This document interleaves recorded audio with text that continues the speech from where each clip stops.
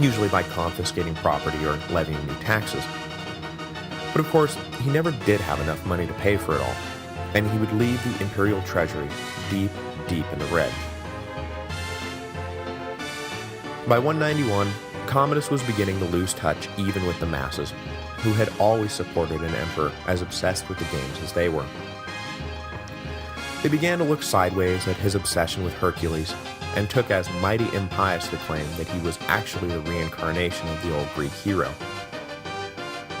When Commodus began erecting statues across the city featuring himself dressed as Hercules, and began carrying around a great big club, which he called the Club of Hercules, the people joined in the aristocracy's concern over the sanity of their emperor. Delusions of lineage aside, Commodus's association with Hercules did introduce a new theme to the political order that in time would become a staple of imperial propaganda. As we all know, Hercules was the son of Jupiter. This meant that if Commodus was literally an incarnation of Hercules, that his true father was not Marcus Aurelius, but Jupiter himself. Commodus further implied that this meant that he did not rule by virtue of the Senate's consent or the will of the masses, or because he had the backing of the legions, but because it was the will of his father, Jupiter, greatest and best. Commodus was, in other words, a divine monarch, and he himself was a living god. It would take a little while for this new conception of where imperial sovereignty lay to catch on, but Diocletian would eventually make the business about being a divine monarch a cornerstone of his empire-wide reforms. Now, of course, unlike Commodus, Diocletian probably did not actually believe that he was divine, and that he was simply grasping for anything that would help restore the dignity of the imperial throne so he could reassert some control over the legions. But still, that was where political theory was headed, and Commodus, at least in this one respect, was an innovator ahead of his time. But if he was a divinely appointed ruler, then it did not take long for Jupiter to realize his mistake. In 191, a fire broke out in Rome that raged for days, and among other things, burned the Temple of the Vestas to the ground. Commodus seemed unconcerned about the damage, but rather seemed thrilled at the prospect of getting to refound Rome in his own image.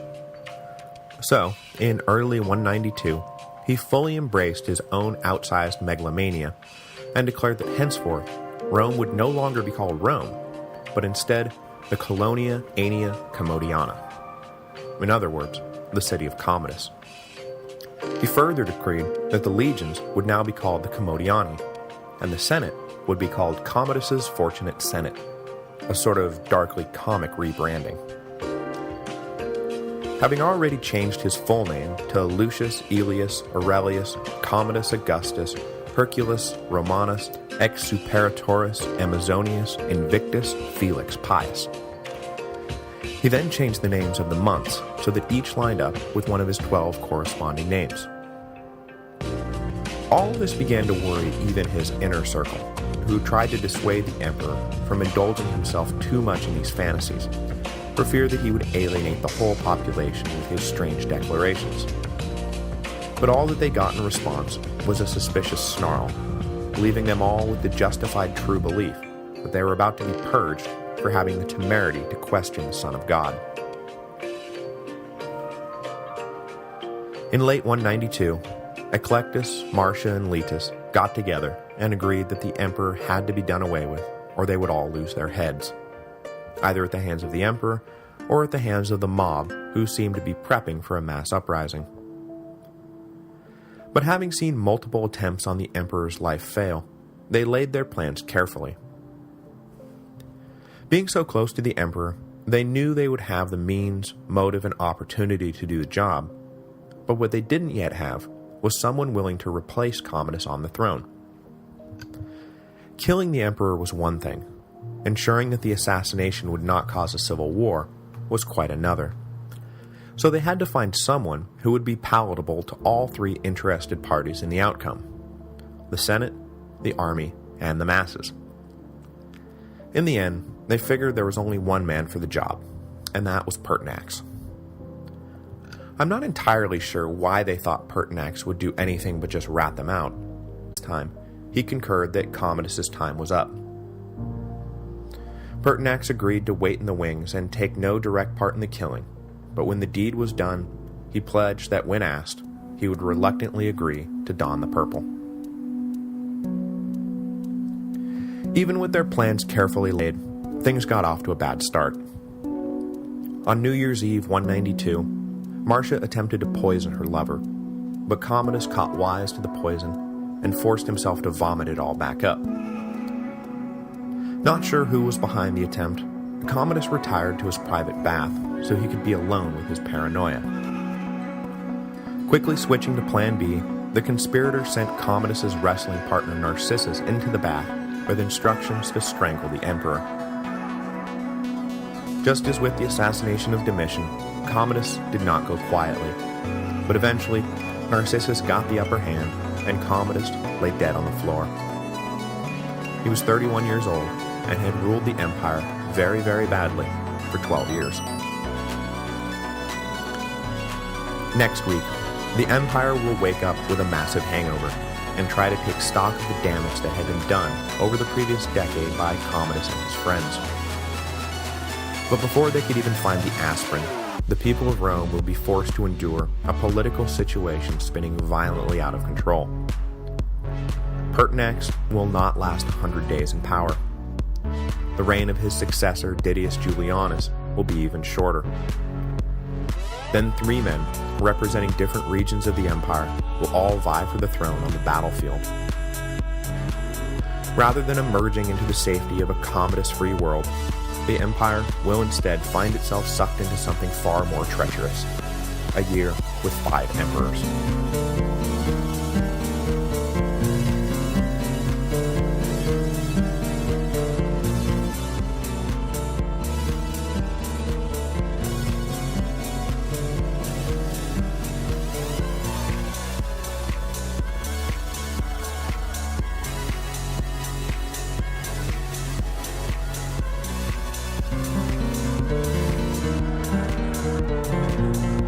Hello, and welcome to the History of Rome. Episode 98, Purchasing Power. After numerous failed attempts, foiled plots, and exposed conspiracies, someone finally managed to kill Commodus.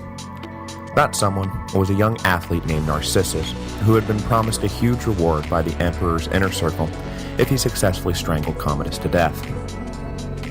With the deed done and finally done right, Phase 2 of the plan was then initiated. One of the key conspirators, Praetorian Prefect Quintus Letus, went and retrieved Publius Helvius Pertinax, who had been pacing around his house all night, waiting for either the good news that the Emperor was dead, or the bad news that the plot had failed, and it was time to get caught up in the never-ending cycle of purges. When the knock on the door finally came, it was Letus announcing that the Emperor was in fact dead, and Phase 2 was at hand. Phase 2 was hustling Pertinax to the Praetorian camp, where Letus had arranged for the old senator to be immediately proclaimed emperor. The troops were told that Commodus had died of an embolism, that Pertinax was already the consensus choice to succeed him, and that it was up to the rank-and-file Praetorians to make it official. They were uneasy about all this, and were probably one of the few groups in the empire ready to shed tears for Commodus, but Letus promised them the world if they backed Pertinax, and so they did. The point of all of this was to present the Senate with a fait accompli, so that when the senators awakened on New Year's Day and found the old emperor dead, a new one would already be in place. All night, the conspirators fretted over how the Senate would react, but they were worried over nothing. Most of the Senate, after finally being convinced that this wasn't one of the hilarious emperor's practical jokes, were thrilled at the news that mad as a hatter Commodus was dead, and that Pertinax, wise, capable, and experienced Pertinax, was the man the Praetorians were demanding they accept as the new emperor. The choice of Pertinax was ratified immediately, and in almost the same breath, the memory of Commodus was officially damned. All his crazy pronouncements about renaming Rome and the months and the legions, those were all nullified, and across the city his statues were toppled. At the dawn of a new year, a new day was dawning for the empire. Kind of. Sort of. Not really.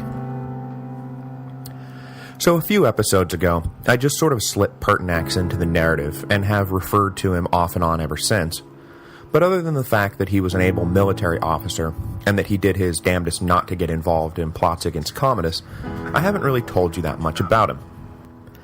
By far the most interesting thing to note is that, unique among emperors, at least up until this point, he was the son of a mere freedman. Born in 126, he had planned on becoming a grammar instructor, but in his late teens, he decided to have some strings pulled for him so he could be commissioned as an officer in the legions instead.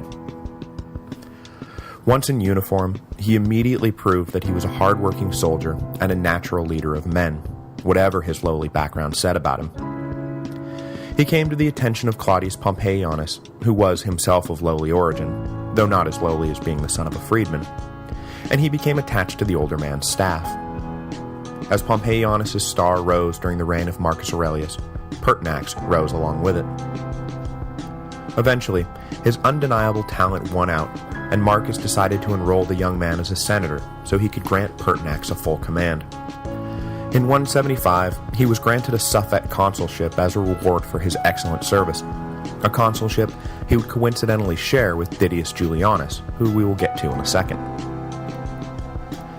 His rise was not without setbacks, though, and for his entire career, he would have to deal with aristocratic bigotry against this son of a slave who had had the temerity to order around his social betters. During the reign of Marcus, he was briefly blacklisted following the machinations of some officials close to Faustina, who hated Pertinax for, among other things, his close relationship with Pompeianus, who she detested. During the early years of Commodus' reign, Pertinax essentially retired from public life. Rather than attempt to get into a political flame out of the picture, Pertinax found himself back in favor and back in demand. In all, during his long career, he served with distinction in the Parthian War and the Marcomannic Wars, and at one time or another governed the provinces of Upper Moesia, Lower Moesia, Dacia, Syria, Britain, and Africa. Far from being honorary postings, these were among the most critical territories the empire had to offer. Throughout his career, there was only one real lingering flaw in his character, at least according to the troops who served under him. Unlike many other commanders, particularly those who served at Commodus' pleasure, Pertinax was not indulgent of his troops. He demanded strict discipline in the camps and had no time for whiners or complainers. They were soldiers, and they ought to act like it. There was nothing more to say on the subject. Unfortunately, this reputation would come back to haunt him once he was emperor. Strict discipline was not, for example, what the Praetorian Guard had in mind when they went and did the old man a pretty huge favor by making him emperor of the whole empire.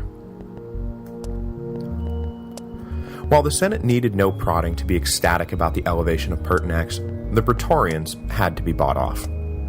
In securing their support, Pertinax had been forced to promise a huge donative to every man in the guard. Now, more than ever, the men of the imperial bodyguard didn't care who was in power, as long as they got paid.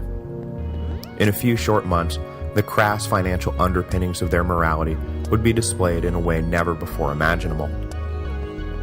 But for now, they accepted the promise of money from Pertinax, and so they supported Pertinax. Out in the provinces, word spread of Commodus' demise, and though there was no political unrest following the death of the erratic and dangerous emperor, the fact of his murder, and the fact that a man who had no connection whatsoever to the now-dead Antonine dynasty had to have sparked the imaginations of more than a few powerful governors. Shortly,